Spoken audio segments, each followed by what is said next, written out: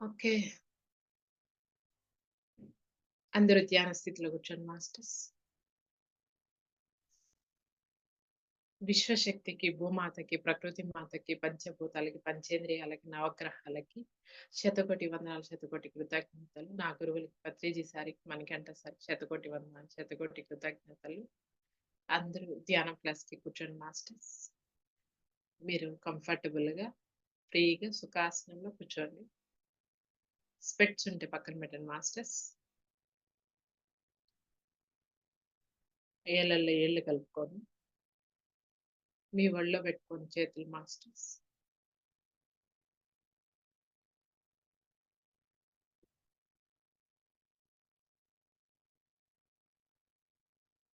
కళ్ళు మూసుకొని ప్రశాంతంగా మీ శ్వాసను మీరు గమనించండి.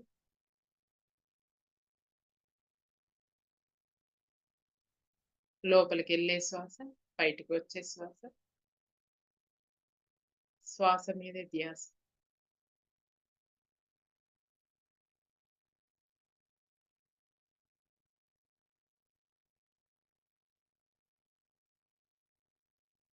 శ్వాసని నెమ్మది నెమ్మదిగా, నెమ్మది నెమ్మదిగా లోపలికి ఎలా వెళ్తూ ఉంది. మీరు శ్వాస తీసుకోవద్దండి, వదలొద్దండి. ఎలా వెళ్తూ ఉంది, ఎలా వస్తూ ఉంది అదే గమనించండి.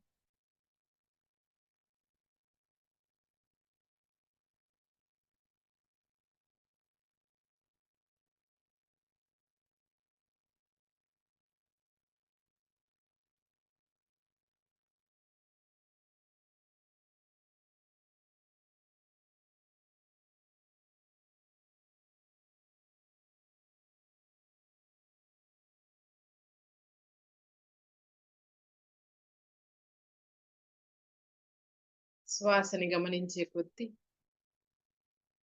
చాలా ప్రశాంతంగా, హాయిగా, రిలాక్స్‌గా ఉంటుంది మాస్టర్స్. మీ శరీరమంతా కూడా రిలాక్స్‌గా తయారవుతుంది.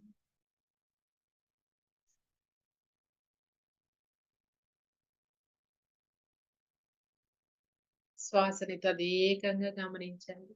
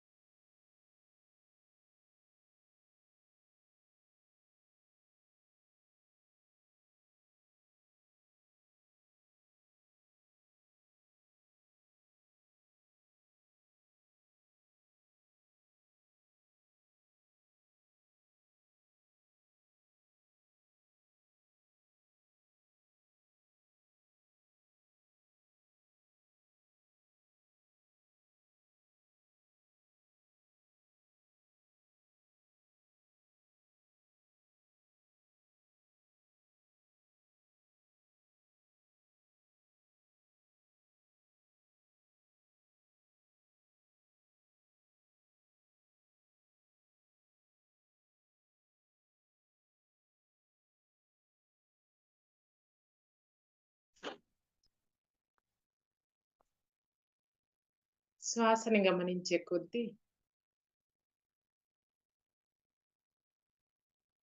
మీ సహస్రారం నుండి విశ్వశక్తి లోపలికి వస్తూ ఉంటుంది మాస్టర్స్. కాంతిగా వస్తూ ఉంటుంది.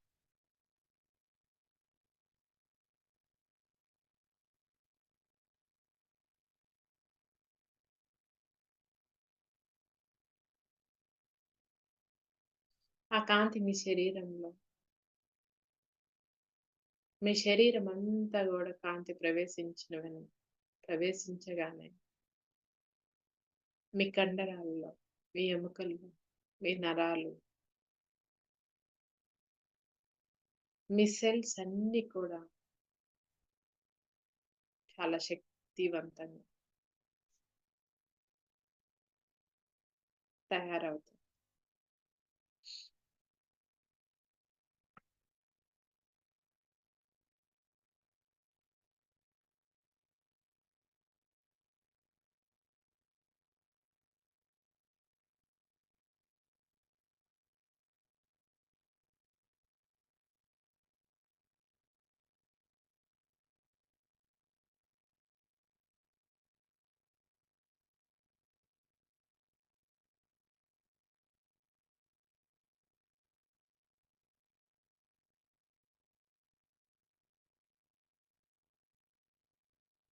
శ్వాస లోపలికెళ్ళే శ్వాస, వెలుపలికొచ్చే శ్వాస.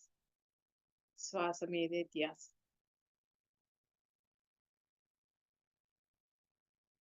మీ మనసుని శ్వాస ఎలా వెళ్తూ ఉంది, ఎలా వస్తూ ఉంది అనేది గమనించడమే మీ మనసు పని.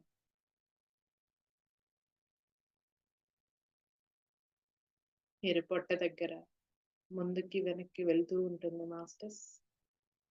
అక్కడ బాగా గమనించొచ్చు. ప్రేమతో గమనించండి.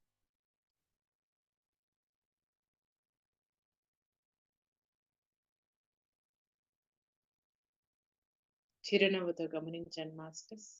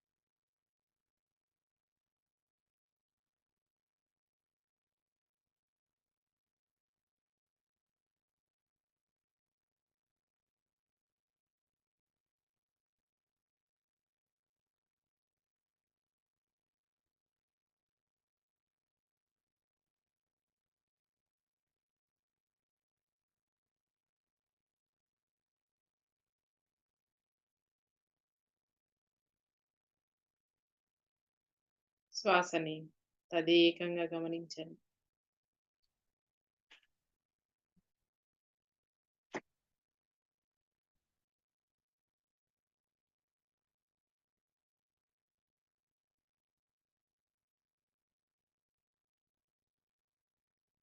మీకు పెయిన్స్ వస్తా ఉన్నా కూడా అవంతా హీల్ అవుతూ ఉంటాయి మాస్టర్స్. విశ్వశక్తి వల్ల, ఆ ప్రాణశక్తి వల్ల అవంతా కూడా మీ శరీరంలో పెయిన్స్ అన్నీ కూడా హీల్ అవుతూ ఉంటాయి. కళ్ళు మంటలున్నా, చేతులు నొప్పులున్నా అంతా కూడా హీల్ అవుతూ ఉంటాయి. హీల్ అవ్వటం గమనించండి మాస్టర్స్.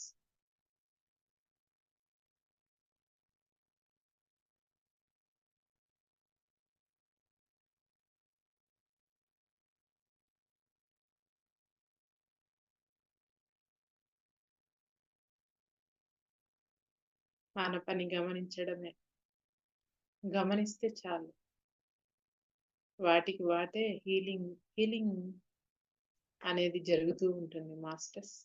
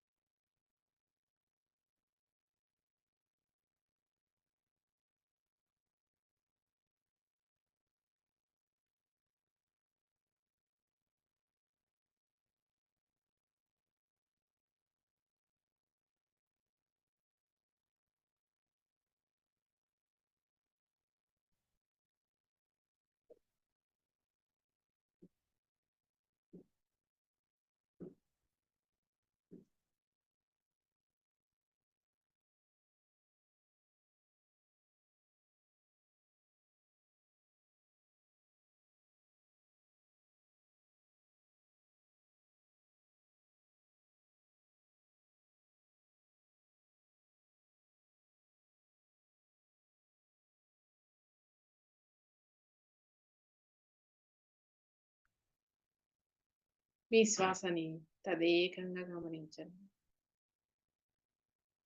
చక్కగా ప్రశాంతంగా రిలాక్స్‌గా గమనించండి.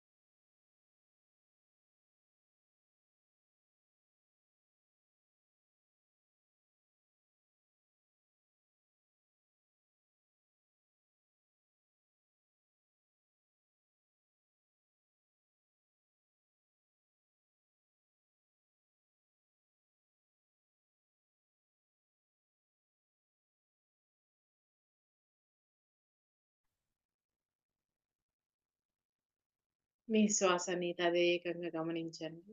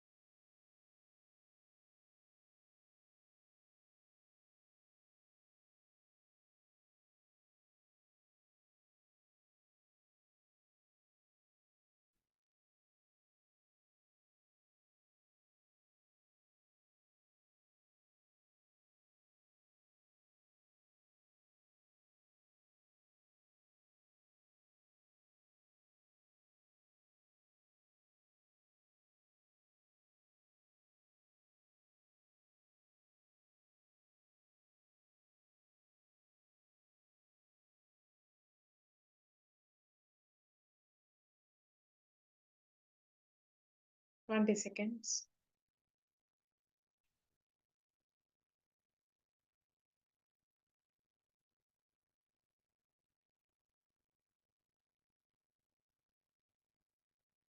10 సెకండ్స్.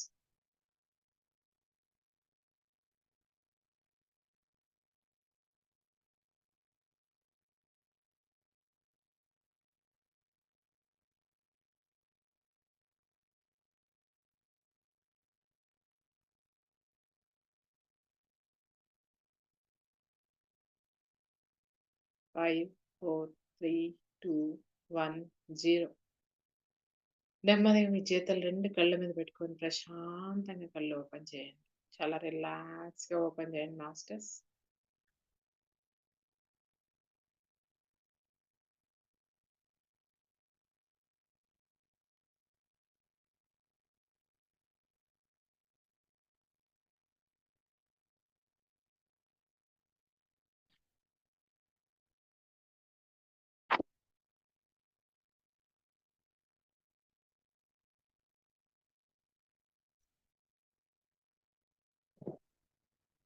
Good morning.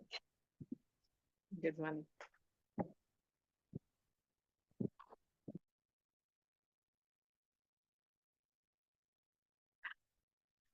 ఓకే.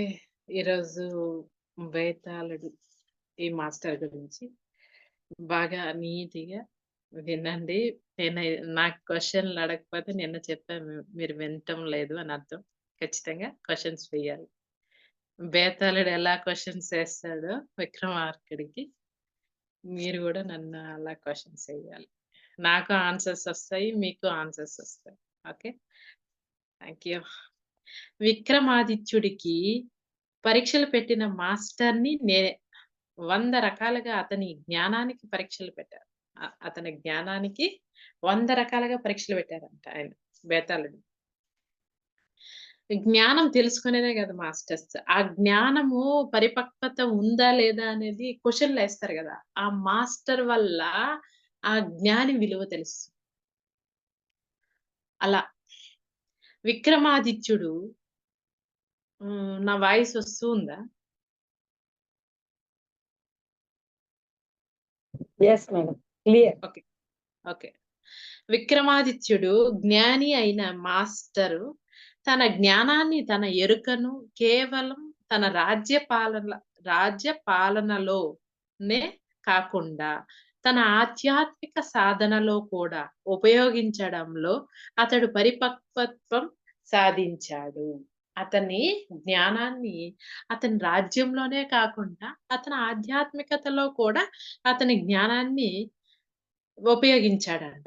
అందువల్ల ఏమవుతుందంటే ఆయనకి పరిపక్వత్వం అనేది సాధించాడు. అందువల్ల నేను చాలా గర్వపడుతున్నాను.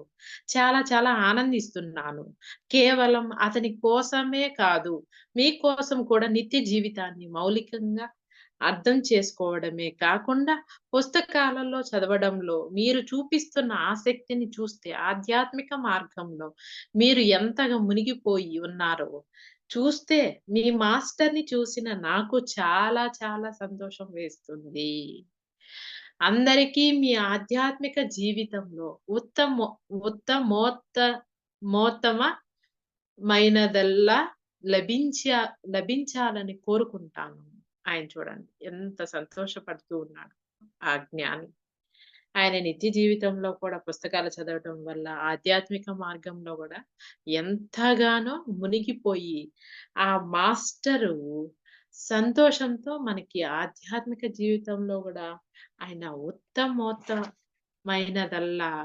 లభించాలని కోరుకుంటున్నారంట ఆయన. ఏదైతే ఉత్తమంగా ఉంటుందో అది లభించాలని కోరుకుంటూ ఉన్నారు. ఇంకా వెనక్కి వద్దాం.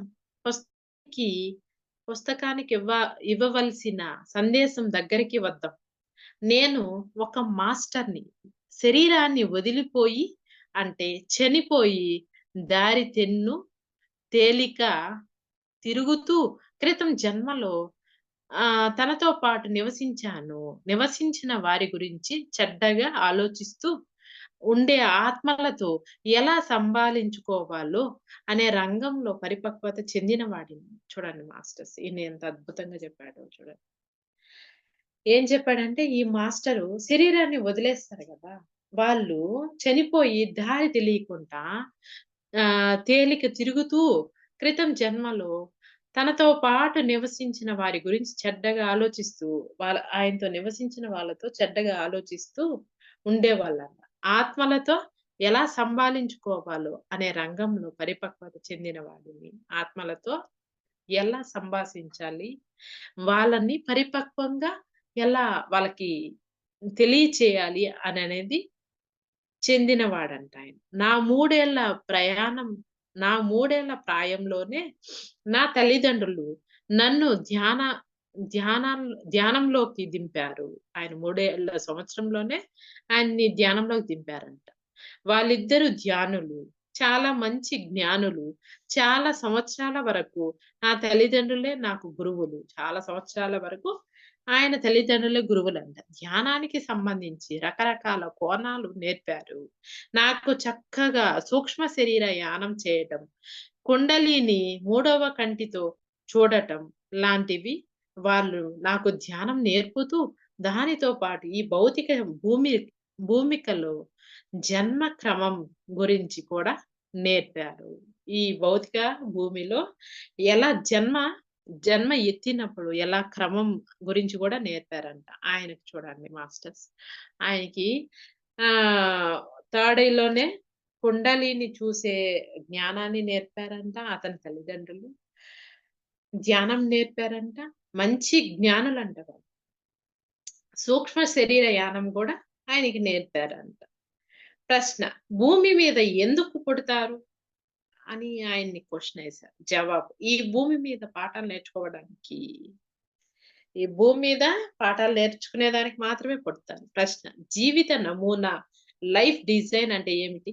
ఆయన క్వెషన్ అడిగారు మళ్ళీ. జీవిత నమూనా లైఫ్ డిజైన్ అంటే ఏమిటి? అని క్వెషన్ అడిగారు. జవాబు: మనం ఎలాంటి పరిస్థితుల్లో బ్రతకాలనుకుంటున్నామో ఆ నమూనానే అది. కాబట్టి మనం మన తల్లిదండ్రులను ఎంచుకోవటమే కాదు, రకరకాల పరిస్థితులను, స్థలాలను, మనుషులను, పరిసర వాతావరణాలను కూడా మనమే ఎంచుకుంటాం. మనమే ఎంచుకుంటాం. పరిసరాలు గాని, మనుషుల్ని గాని, తల్లిదండ్రులను గాని, ఆ స్థలం గూడా మనమే ఎంచుకుంటాం. ఆ వాతావరణాన్ని కూడా మనమే ఎంచుకుంటాం. కనుక ప్రతి ఒక్కరూ తమ జీవితాన్ని తామే జీవించాలి. అది కూడా తాము ఎంచుకున్న నమూనా ప్రకారమే జీవించాలి. కానీ దానితో పాటుగా జాగ్రత్తగా పరిశీలిస్తున్నట్లయితే జీవితం నుంచి ఎన్నో కోణాల గుండా నేర్చుకోగలుగుతారు. కానీ ఇదంతా జరిగేది మీరు ధ్యానం పెట్టాకనే. ఈ ధ్యానం ఎప్పుడైతే మొదలుపెడతారో అప్పుడే ఎన్నో కోణాల నుండి మనము ఆహ్, ఈ అంటే ఎలా జీవించాలనేది నేర్చుకోగలుగుతాం. ఎన్నో కోణాల నుండి ఎలా జీవించాలనేది నేర్చుకోగలుగుతాం. అది నేర్చుకోవాలంటే ధ్యానం అనేది మొదలుపెట్టాలి. ఒకసారి ధ్యాన సాధన మొదలుపెడితే మీ భౌతిక శరీరం అంతటిలోకి అంతరిక్ష శక్తిని లాగటం మొదలుపెడతారు. చూడండి, ధ్యానం మొదలుపెట్టగానే భౌతిక శరీరం ఏమవుతుంది? అంతరి అంతటిలోకే అంతరిక్ష శక్తిని లాగటం మొదలుపెడతారు. ఈ శక్తి మీ శరీరంలోకి ప్రవేశించినప్పుడు మీరు మీ శరీరంలో నింపుకున్న మలినాలను శుద్ధి చేయడం జరుగుతుంది. అదే ప్రాణశక్తి. ఆ ప్రాణశక్తి ఎప్పుడైతే మీరు కళ్ళు మూసుకొని శ్వాస మీద ధ్యాస పెడతారో, ఆ శ్వాస అనేది ఏంది? మీ కంటికి కనిపించదు. మీ ప్రాణశక్తి కంటికి కనిపిస్తుందా? కనిపించదు. ఆ ప్రాణశక్తి ఎప్పుడైతే మీరు శ్వాస మీద ధ్యాస పెడతారో మీ శరీరంలో, ఆ శ్వాస రూపంలో ఆ ప్రాణశక్తి అనేది మీ శరీరం అంతా ఏర్పడి, మీ లోపల ఉన్న మలినాలన్నీ కూడా వ్యర్థ పదార్థాలన్నీ కూడా శుద్ధి చేయటం జరుగుతుంది. ఈ మలినం 2 కారణాల వల్ల మీ శరీరంలోకి వస్తుంది. ఈ మలినాలు ఎలా వస్తుంది? 2 కారణాల వల్ల వస్తుందంట. మాంసాహారం వల్ల, ఉండకూడని ప్రతికూల ఆలోచనల వల్ల. ఉండకూడని ప్రతికూల ఆలోచనలంటే అవి అనవసరమైన నెగెటివ్ ఆలోచనల వల్ల. అదే ఇక్కడ ఇచ్చాడు చూడండి. నెగెటివ్ థాట్స్ అని ఇచ్చాడు. అంతే కాకుండా ఈ అంతరిక్ష శక్తి మీ ఇంద్రియ శక్తుల్ని చురుకుగా పనిచేసేటట్లు చేస్తుంది. ఈ అంతరిక్ష శక్తి ఇంద్రియ శక్తులు. ఇంద్రియ శక్తులు అంటే మీ కళ్ళు, ముక్కు, చెవులు, ఇవి ఇంద్రియ శక్తులు చురుకుగా పనిచేసేటట్లు చేస్తుందంట. తద్వారా పరిపూర్ణమైన భౌతిక అంగక్రమ నిర్మాణం గల వారవుతారు. శక్తిని స్వీకరించడానికి మీరు తగిన వారు కాగానే అప్పుడు మీ జన్మ కారణం మీకు అర్థమవుతుంది. శక్తి ఎప్పుడైతే మాస్టర్స్ శక్తి ఎప్పుడైతే మీ లోపలికి ప్రవేశిస్తుందో అప్పుడు ఏమవుతుంది? మీరు ఎందుకొచ్చారు అర్థమైపోతుంది. అప్పుడు మీ జన్మ కారణం, మీ జన్మ ఎందుకెత్తారనేది మీకు అర్థమైపోతుంది. అప్పుడు మీ జీవితమే కాదు, మీ చుట్టుప్రక్కల వాతావరణం, మనుషులు అంతా అందరూ ఎంతో అందంగా గమనిస్తారు మీరు. ఎంతో అందంగా గమనిస్తారంట చూడండి. విశ్వశక్తి గురించి ఆయన ఎంత గొప్పగా చెప్పారు చూడండి మాస్టర్స్. ఇదంతా ఎంత అమృతంలాగా చెప్పారు చూడండి ఈ బేతాళుడు. ఇదంతా నేర్చుకున్న తర్వాత నాకు ప్రత్యేకంగా శ్మశానాల మీదనే ఆసక్తి ఏర్పడింది. ఆయన నేర్చుకున్న తర్వాత ఆయనకి ఎలా అంటే ఆసక్తి ఏర్పడింది. శ్మశానాల మీద ఆసక్తి ఏర్పడిందంట. శ్మశానాలలోకి వెళ్లి కూర్చొని ధ్యానం చేసేవాడిని. ఆయన శ్మశానాలలోకి వెళ్లి కూర్చొని ధ్యానం చేసేవాడంట ఆయన. మొదట్లో అక్కడుండే ప్రేతాత్మలు నుం ప్రేతాత్మలు నన్ను తరిమేసేవి. ప్రేతాత్మలు ఆయన్ని తరిమేసేవంట. తర్వాత నెమ్మదిగా మానసికంగా ధైర్యాన్ని పెంచుకున్నాక వాటి మీదకి నేను ఒక శుభానుకూల ఆలోచన, పాజిటివ్ థాట్స్ వదిలి నే ఇలా అనేవాడిని. మిత్రులారా వినండి. మీకు నేను చాలా మంచి స్నేహితుడిని. మీకేం కావాలో నాకు తెలుసు. నేను చెప్పేది ఓపికగా మీరు వింటే నేను మీకు సహాయం చేయగలుగుతాను. ఆయన పాజిటివ్ థాట్స్ నింపుకున్న తర్వాత అక్కడ శ్మశానంలో ఉన్న ఆ ప్రేతాత్మలతో మాట్లాడుతూ ఉన్నాడనమాట బేతాళుడు. మిత్రులారా వినండి. మీకు నేను చాలా మంచి స్నేహితుడిని. మీకేం కావాలో నాకు తెలుసు. నేను చెప్పేది ఓపికగా మీరు వింటే నేను మీకు సహాయం చేయగలుగుతాను. మీకు ఇక్కడ చుట్ చుట్టాలు లేరు. చుట్టాలు లేరంట. ఎక్కడ? శ్మశానంలో. స్నేహితులు లేరు, సన్నిహితులు లేరు. అటువంటప్పుడు మీరు ఈ చుట్టుపక్కల తిరగటం అవసరం. ఈ భూమి మీద మీ జీవితం పూర్తయిపోయిందని అర్థం చేసుకోవడానికి ప్రయత్నించండి. చూడండి మాస్టర్స్ ఎంత అద్భుతంగా చెప్పాడాయన. అసలు ఇక్కడ మీకు చుట్టాలు లేరు, బంధువులు లేరు, ఎవ్వరూ లేరు మీకు. ఈ భూమి మీద మీకు పనయిపోయింది. ఇక్కడ మీరు ఇంకెందుకు ఇక్కడ తిరుగుతూ ఉన్నారు? ఈ భూమి మీద మీ జీవితం పూర్తయిపోయింది. అర్థం చేసుకోండి. అర్థం చేసుకోవడానికి ప్రయత్నించండి. ఇప్పుడిక పైకి చూడటం, పైకి చూడటం, పైకి వెళ్ళడం మీ బాధ్యత.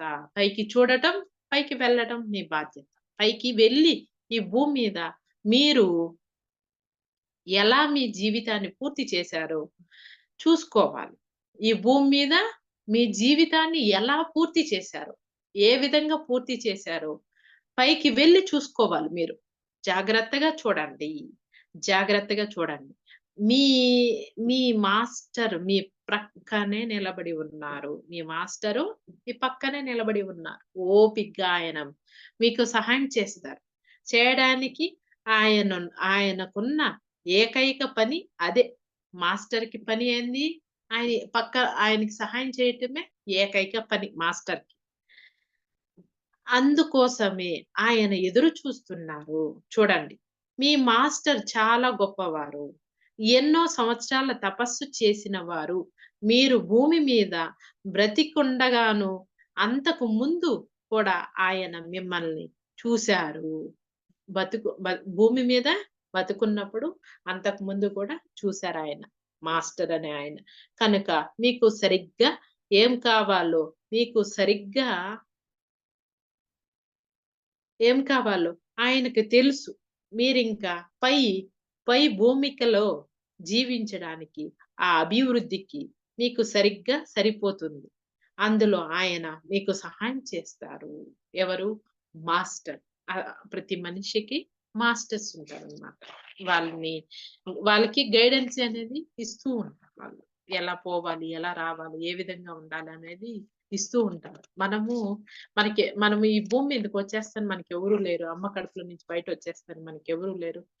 ఏకైక అంటే శ్వాస తీసుకుంటానే అన్నీ మర్చిపోతాం అనమాట. మనం మాస్టర్ ఉన్నారా? ఎవరున్నారు? ఏమనేది అన్నీ మర్చిపోతాం. అన్నీ మర్చిపోయి మనము ఇంక మనకి ఎవరైతే కనిపిస్తూ ఉంటారో వాళ్ళే మన బంధువులు, మన చుట్టాలు, మన స్నేహితులు వాళ్ళే అని మనం భ్రమలో ఉండిపోతాం. కానీ మనము ఆత్మపరంగా చూస్తేనే మనకు తెలుస్తుంది. సరైన గురువులెవరు? మనకి గైడెన్స్ ఇచ్చేవాళ్ళు ఎవరు?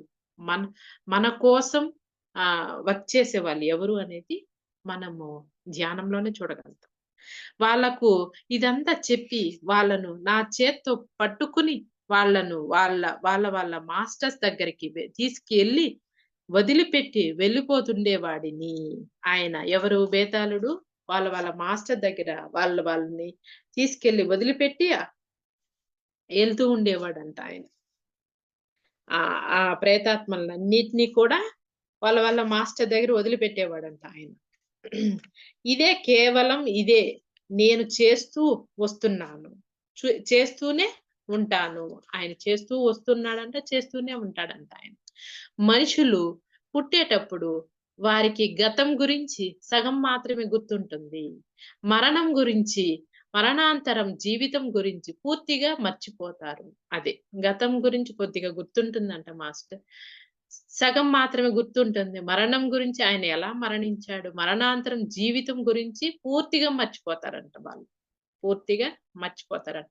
అందుకే నేనిక్కడ నిలబడి శ్మశానాల్లో ఉన్న వీళ్ళకి వాళ్ళ గమ్యస్థానాలు చేరుకోవడానికి సహాయం చేస్తున్నాను.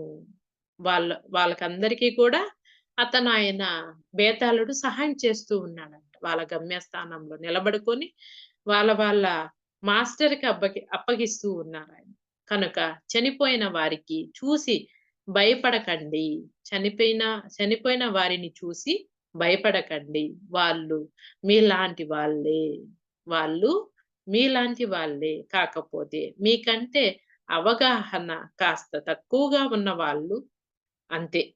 వాళ్ళకి అవగాహన లేదు. కొంచెం తక్కువగా ఉంది అంతే. పుస్తకం కోసం నేను చెప్పేది అంతే. ధ్యానులైన నా మిత్రులకు నేను ప్రత్యేకంగా ఒక కోణం గురించి చెప్పదలుచుకున్నాను. వాళ్ళకు దాని గురించి పూర్తి అవగాహన లేదని నాకు అనిపిస్తుంది. తెలిసిన కొద్ది మంది దానిని వివరించాలి అని ప్రయత్నిస్తున్నా ఇతరులకు అర్థమయ్యేలా చేయలేకపోతున్నాను. మీకు నేను చెప్పదలుచుకున్నది ప్రతికూలత, నెగెటివ్ విషయం గురించి. ఈ విశ్వంలో గాని, మరే చోట గాని అనుకూలం, పాజిటివ్, ప్రతికూలం, నెగెటివ్ అనేవి లేవు. చూడండి మాస్టర్స్ ఆయన ఎంత గొప్పగా చెప్పాడు. ఈ భూమి మీద గాని ఎక్కడైనా కూడా పాజిటివ్, నెగెటివ్ అనేది లేదు అని ఆయన చెప్తూ ఉన్నాడు చూడండి. ఏదైనా ఉన్నది ఉండాల్సినట్లుగా ఉన్నది అంతే. ఏదైనా కూడా ఉన్నది ఉండాల్సినట్లుగానే ఉంది అనని ఆయన చెప్తున్నాడు. అనుకూలత, ప్రతికూలత అనేది పరస్పర సంబంధకాలు. మనసుకు సంబంధించిన పదాలు. మనసుకు సంబంధించిన పదాలే కానీ నెగెటివ్, పాజిటివ్ అనేది మంచి, చెడు అనేది మనసుకు సంబంధించినటివే కానీ ఆ 2 ఏవీ లేవు. ప్రతికూలత అనేది హానికరం కాదు. ఘటన లేనిది కాదు. తిరోగతి ఫలితాల వల్ల వద్దనుకునేది కాదు. అనుకూలత అనేది పురోగతి ప్రధానమైనది కాదు. నాకు సంబంధించినంత వరకు ఇలాంటివి ధ్యాని మనసులో ఉండనే కూడదు. ధ్యాని మనసులో ధ్యానం చేసే వాళ్ళలో మంచి చెడు అనేది 2 కూడా తిరోగతి, పురోగతి అనేది 2 కూడా ఉండకూడదు అని ఆయన చెప్తూ ఉన్నారు బేతాళుడు. మనం చెప్పగలిగిందల్లా అర్థం చేసుకున్నట్లున్నాడు లేదా చేసుకున్నట్లున్నాడు అని మాత్రమే ఏ మాస్టర్ అయినా మీలోని చెడును తీసేసుకుంటాడు. మీలోని ఏ చెడైతే ఉన్నదో ఆ మాస్టరు తీసేసుకుంటారు అననేసి అంటారు. అని అంటే అది తెలివి తక్కువ తనంతో అనిన మాటే అవుతుంది. అసలు జరుగుతున్నదేమిటంటే మీకు అర్థం కాని దానిని అర్థమయ్యేలాగా మీకు బోధించాలని గురువు ప్రయత్నిస్తాడు. మీకు అర్థం కాని దాన్ని అర్థమయ్యేలాగా మీకు బోధించాలనేది గురువు ప్రయత్నిస్తాడంట. అంతే. ఏ విషయమన్నా అయినా అర్థం చేసుకోవడం అనేది ఆ విషయాన్ని ఓపికగా గమనిస్తే వీలు పడుతుంది. ఆ విషయాన్ని ఓపికగా గమనిస్తే వీలు పడుతుంది. కేవలం చనిపోయిన వాడు శ్మశానం నుంచి సూక్ష్మలోక భూమిలోకి వెళ్ళినంత మాత్రాన ఆ వ్యక్తి ప్రతికూలుడు కాడు. ఈ ప్రతికూలత, అనుకూలత అనే దాని గురించి చెప్తూ ఉన్నాను గదా! నేను గూడా అప్పటి నుంచి నేను గూడా ఆలోచిస్తూ ఉన్నా. ఈయన ఎందుకు చెప్తూ ఉన్నాడు ఈ 2 విషయాల గురించి అని నేను ఆలోచిస్తూ ఉన్నా. ఆ! ఇప్పుడు నేను ఒక చిన్న కథ చెప్తాను మాస్టర్ దీని గురించి. హ్మ్. నా లైఫ్‌లో నేను విన్న ఒక చిన్న కథ. ఒక గురువు దగ్గర ఒక శిష్యుడు ఆహ్, ఆయన శిష్యుడు గురువు దగ్గర నేర్చుకుంటూ ఉన్నాడన్నమాట. అంటే ఆయన గురువు దగ్గర ఆయన శిష్యుడు వచ్చి అన్నీ నేర్చుకుంటూ ఉన్నాడు. ధ్యానం గురించి చాలా చాలా చాలా చాలా ఆధ్యాత్మిక గురించి ఏమేమో నేర్చుకుంటూ ఉన్నాడు. సరే ఒకరోజు ఏమైందంటే గురువు చనిపోతాడన్నమాట. శిష్యుడు ఏమవుతుందా శిష్యుడు గురువుకి చిన్న అంటే చిన్న పూరి గుడిసె మాత్రమే ఉండది. శిష్యుడికి బాగానే ఉంది. ముందర గూడా బాగానే ఉందన్నమాట. ముందర ఒక బాగానే ఉంది ఆయనకి. సరే ఆయన ఇంకా గురువు చనిపోయాడు గదా! గురువుని తీసుకెళ్తూ ఉంటారన్నమాట. చనిపోయినాడు గదా! తీసుకెళ్తూ ఉంటాడు. పెద్ద వర్షం వస్తూ ఉంది. పెద్ద వర్షం వస్తూ ఉంది. అంటారు గదా! చనిపోయిన వాళ్ళు తడవగూడదు. ఆహ్, వాళ్ళకి గొడుగు పట్టి వాళ్ళకి తడుచుకుంటా తీసుకెళ్ళి వాళ్ళని దించేయాలి అననేసి కొంతమంది అంటూ ఉంటారు గదా! సరే ఆ శిష్యుడు ముందర ఇవున్నాయి తాటిమట్లున్నాయి. వాళ్ళ ఇంటి ముందర వాళ్ళ ఇంటి ముందర కొద్దిసేపు ఆపదాము అని అంటాడనమాట. వర్షం వస్తాంది గదా! తడిసిపోతాడు గురువు. శిష్యుడే గదా ఆయన. ఆయన ఇన్ని రోజులు శిష్యరికము అదే గురువు దగ్గర చదువుకున్నాడు కదా! వాళ్ళ ఇంటి ముందర కొద్దిసేపు ఆపదాము. వర్షం నిలిచిపోయినాక మళ్ళా తీసుకెళ్ళి బొడిచేద్దాము అననేసి అంటారనమాట. మిగతా వాళ్ళంతా. చుట్టాలు వాళ్ళంతా. ఆయనేం చేస్తారు, ఆయన్ని ఎత్తుకొని పోతూ ఉంటాడు. వర్షం వచ్చేస్తుంది. ఆ శిష్యుడు వాళ్ళ ఇంటికాడికి పోయే కాడికి కొద్దిసేపు ఆపుతారనమాట. ఆయన్ని. ఆ శవాన్ని ఆపుతారు. ఆ! ఇక్కడెందుకు ఆపుతావు? ఇక్కడ ఆపకూడదు, ఆపకూడదు, ఆపకూడదు. నా ఇంటి ముందర ఎందుకు ఆపుతావు? పో పో పో పో పంపించేసేయి. ఎళ్ళిపోండి, ఎళ్ళిపోండి, ఎళ్ళిపోండి. అది శవము, శవము అననేసి అంటాడనమాట. అంతకు ముందు ఒక్క నిమిషం ముందు నువ్వు ఆయన గురువు దగ్గర చదువు చెప్పించుకొనొచ్చావు కదా! అప్పుడు ఆయన అనుకూలమైన వ్యక్తే నీకు. ఈ ఒక్క నిమిషం తర్వాత ఆయన ప్రాణం బోయేకాడికి ప్రతికూలత ఎలా అయ్యింది? ఇప్పుడు నీ ఇంటి ముందర పెట్టుకొనంటున్నావు ఎలా? అని ఆయన్నడిగారు. ఎవరైనా కూడా ప్రాణం పోయినాక వాడు ఎంత వ్యక్తి అయినా కూడా ఉంచరు. తీసేస్తారు. అని అక్కడ చెప్పారనమాట. ఈయన ఏం చెప్తూ ఉన్నాడంటే బేతాళుడు ప్రతికూలత, అనుకూలత అనేది నీ మనసుకు సంబంధించింది. నీ మనసుకు సంబంధించిందే కానీ, ధ్యానికి ప్రతికూలత, అనుకూలత అనేది లేదు. చనిపోయిన వాడు, బతికిన వాడు అనేది లేదు. అతను నేర్చుకునేదానికి ఈ భూమి మీదకొచ్చాడు. నేర్చుకొని ఆయన పని అయిపోయినాక ఎళ్ళిపోతాడు. అంతే. ఆయన పని అక్కడ అప్ ఆయన శ్వాస లేదు అంటే ఆయన పని అయిపోయింది. ఈ భూమి మీద ఆయన పని అయిపోయింది. ఇంకా ఆయన మట్టిలోకెళ్తాడే కానీ, అతను చనిపోయిన వ్యక్తి కాదు. అది మీరు అర్థం చేసుకోండి. అతని పని అయిపోయింది. ఈ భూమి మీద అతను వచ్చిన పని అయిపోయింది. చనిపోయిన వ్యక్తి కాదాయన. ఆయన పని అయిపోయింది. మట్టిలోకెళ్ళిపోతాడాయన. అంతే. అలా మాత్రమే మీరు ఆలోచించండి. ఆయన చనిపోయాడు. ఆయన పారెయ్యాలి. ఆయన ఏదేదో ఆలోచించకండి. నెగెటివ్ వర్డ్స్ అంతా వాడొద్దండి. ప్రతికూలత అంతా వాడొద్దండి. బేతాళుడు ఎప్పుడు కూడా ఆయన ఎక్కడుంటాడు? శ్మశానంలోనే ఉంటాడు. ఎందుకుంటాడు? ఎంతోమంది చనిపోయి, అయ్యో! నా బంధువులు ఏడుస్తున్నారు. నా చుట్టాలు ఏడుస్తున్నారు. నా కొడుకు ఏడుస్తున్నాడు. నా బిడ్డ, నా తల్లి ఏడుస్తుంది అననేసి ఆ ప్రాణాలు పోకుండా ఇక్కడే తిరుగులాడుతూ ఉంటాయి. ఇంకొక జన్మ అనేది చూసుకోకుండా వాళ్ళిక్కడే తిరుగులాడుతూ ఉంటారు. వాళ్ళకి ప్రతి ఒక్కరికి గూడా ఒక గురువుంటాడు. ఆ గురువు పిలుస్తూ ఉంటాడు. నీ పని అయిపోయిందక్కడ భూమి మీద. రా పోదాం, రా పోదాం అని పిలుస్తూ ఉంటాడు. కానీ వీడు ఈ చనిపోయిన వ్యక్తి లేదు నేనింకా చనిపోలేదు. నేనిక్కడే ఉన్నాను. నా బంధువులంతా ఉన్నారు. నా చుట్టాలంతా ఉన్నారు. అని అక్కడే వాళ్ళంతా ఏడుస్తూ ఉన్నారు నా కోసం. నేను రాను అని చెప్తూ ఉంటాడు. అందుకే ఆయన పత్రిజీ సార్ ఎప్పుడు చెప్తాడు. ఎప్పుడు కూడా అంటి ముట్టనట్టు ఉండు. ప్రతి దాని పట్ల.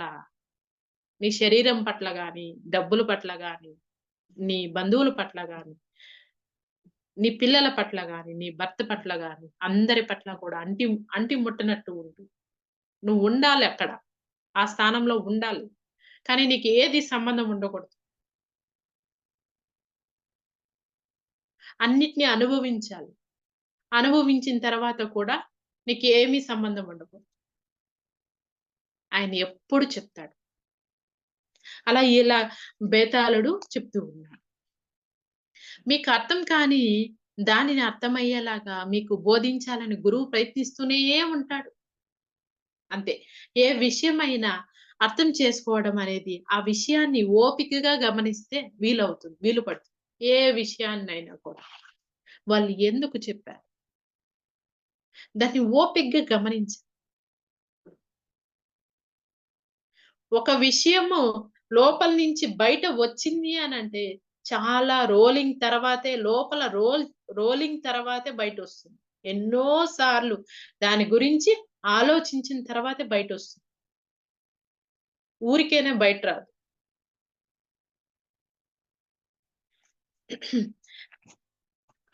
ఓపికగా గమనిస్తే వీలు పడుతుంది. కేవలం చనిపోయిన వాడు శ్మశానం నుంచి సూక్ష్మలోక భూమిలోకి వెళ్ళినంత మాత్రాన ఆ వ్యక్తి ప్రతికూలుడు కాడు.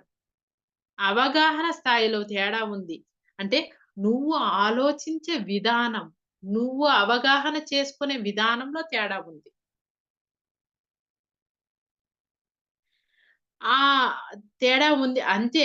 ఒకసారి ఆ మనిషికి అర్థమయ్యేలా చేయడానికి ప్రయత్నం చెయ్యండి. అతను తప్పకుండా తెలుసుకొని ముందుకు సాగిపోతాడు. ప్రియ ప్రియ మిత్రులారా, ప్రతికూలతకు గుర్తు నలుపు కాదు. అలాగే స్వచ్ఛతకు గుర్తు తెలుపు కాదు. అది. ప్రతికూలతకు గుర్తు నలుపు కాదు. స్వచ్ఛతకి గుర్తు తెలుపు కాదు. అని సర్వజనీనమైన రంగులు బ్రతకడం నేర్చుకోండి. సృష్టిలో ఉండే అన్ని రంగుల్ని ఎంజాయ్ చేయటం నేర్చుకోండి. సృష్టిలో ఉండే అన్ని రంగుల్ని ఎంజాయ్ చేయటం నేర్చుకోండి. అప్పుడు మాత్రమే మీరు ఆధ్యాత్మికంగాను, ఐహికంగాను కూడా వర్ధిల్లుతారు. చూడండి. ఆధ్యాత్మికంగాను వర్ధిల్లుతారు, ఐహికంగాను వర్ధిల్లుతారు. అంటే సుఖ భోగాలతోనూ వర్ధిల్లుతారు. ఆధ్యాత్మిక ధ్యాన స్థితిలోనూ వర్ధిల్లుతారు. తెలుపు, నలుపు అనేది 2 నలుపు అనేది ప్రతికూలతకి చిహ్నం కాదు. తెలుపు అనేది అనుకూలతకి చిహ్నం కాదు. 2 ఒకటే. నువ్వు ఆలోచించే విధానంలోనే తేడా ఉంది. ఆధ్యాత్మికంగాను, ఐహికంగాను రెండిటిని ఎంజాయ్ చేయండి మీ జీవితాన్ని అని అనేసాను. ఫైన్. ఎంత గొప్పగా చెప్పారు చూడండి. సూపర్‌గా చెప్పారు మాస్టర్. నిజంగా హ్యాట్స్ ఆఫ్ అని చెప్పాలి ఆ మాస్టర్‌కి. మీకేదో చెప్దాం అనుకున్నాను. మధ్యలో మర్చిపోయాను నేను.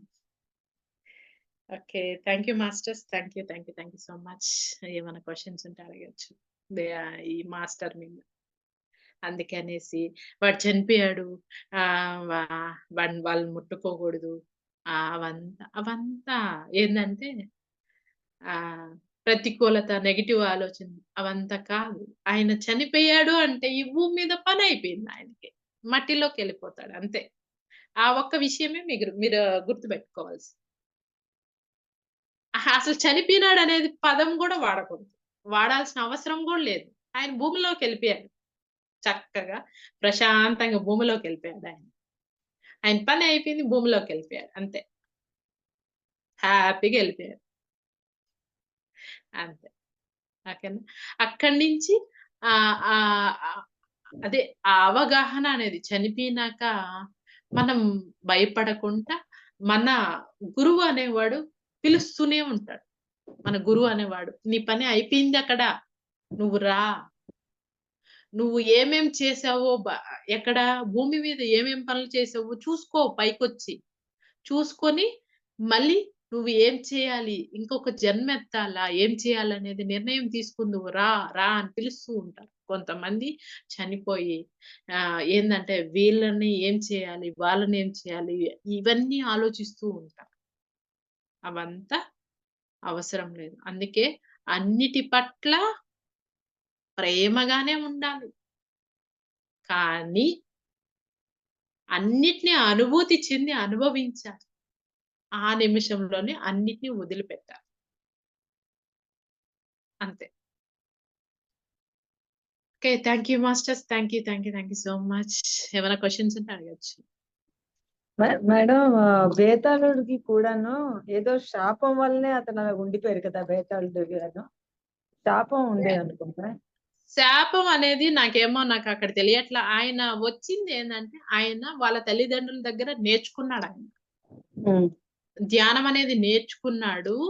ధ్యానం నేర్చుకొని ఆయన తాడయ్య దగ్గర కుండలిని ఎలా ఓపెన్ చేయటం అనేది నేర్చుకున్నాడు. అవన్నీ నేర్చుకున్న తర్వాత ఈ భూమి మీద చనిపోయిన వాళ్ళు ఇక్కడే తిరుగులాడుతూ ఉంటారు కదా అవును కొంతమంది.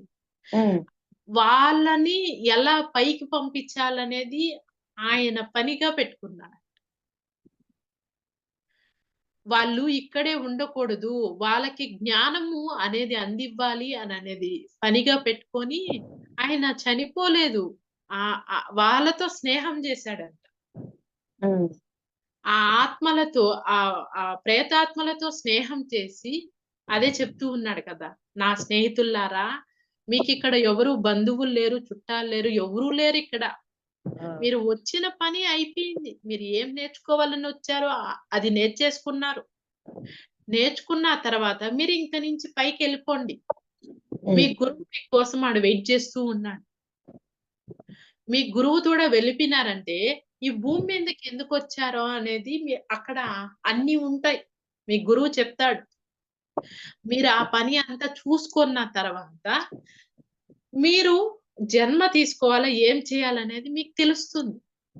ఇంకిక్కడ ఉండాల్సిన అవసరం లేదు. మీరు వెళ్ళిపోండి అని ఆయన చెప్పేదాని కోసము ఆయన ఈ జన్మ తీసుకున్నాడు. ఓకే. అది. క్లారిటీగా చెప్పాడాయన. కానీ అదే ఆయన ఏదేదో క్వెషన్‌లేసి ఆయన ఏందంటే శ్మశానంలోనే ఉంటాడు. చనిపోయి అక్కడే చెట్లకి ఏలాడుతూ ఉంటాడు అని కథలు కథలుగా సినిమాల్లో అవన్నీ చూపిస్తాడు. ఆ, అవంతా ఆ, అదే అవంతా కాదు. ఆయన ఎన్నో జన్మలు ధ్యానం చేసి ఆధ్యాత్మికంగా ఆయన ఎంతో జ్ఞానాన్ని వాళ్ళ తల్లిదండ్రుల దగ్గర నేర్చుకొని, ఈ చనిపోయిన వాళ్ళని ఎలాగైనా కూడా ఒక్కొక్క జన్మ ఒక్కొక్కరు భూమి మీదకొచ్చేటప్పుడు ఎంచుకొనొచ్చుకుంటారు. నేను వీళ్ళకి సహాయం చేయాలి అననేసి. అలాగా వాళ్ళకి సహాయం చేయాలని ఆయన జన్మ ఎంచుకొనొచ్చి అక్కడ వాళ్ళల్లో కలిసిపోయి, ఆ ప్రేతాత్మల్లో కలిసిపోయి వాళ్ళకి ఇప్పుడు మనిషి రూపంలో ఉన్నప్పుడు వాళ్ళు వినరు. ఎందుకు వింటారు? నీకు భలే తెలుసులే నా బంధువులంతా అక్కడ ఏడస్తాండ్రు. నువ్వేంది చెప్పేదని అంటాడు ప్రేతాత్మ. అందుకని ఆయన ఏం చేశాడు ప్రేతాత్మగా కలిసిపోయి అక్కడ ఉండే వాళ్ళకందరికి కూడా ఆయన ఇలా వెళ్ళండి, ఇలా వెళ్ళండి అని మార్గం చూపించాడు. అది. ఇంకేమైనా క్వెషన్స్ ఉన్నాయా masters? Okay. Thank you so much masters. విశ్వశక్తికి థ్యాంక్ యూ. ప్రకృతి మాతకి, పంచభూతాలకి, పంచేంద్రియాలకి, నవగ్రహాలకి శతకోటి వందనాలు, శతకోటి కృతజ్ఞతలు. నా గురువులకి పత్రిజీ సార్‌కి, మణికంఠ సార్‌కి శతకోటి వందనాలు, శతకోటి కృతజ్ఞతలు. ఈ క్లాస్‌కి హాజరైన మాస్టర్స్‌కి, నాకింత గొప్ప అవకాశాన్ని ఇచ్చిన మాస్టర్స్‌కి శతకోటి వందనాలు, శతకోటి కృతజ్ఞతలు. Thank you masters. Thank you so much. Bye masters. Bye.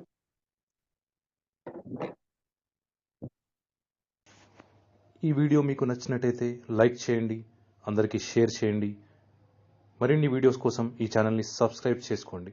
మరిన్ని అప్డేట్స్ కోసం బెల్ ఐకాన్ పై నొక్కండి. Thank you.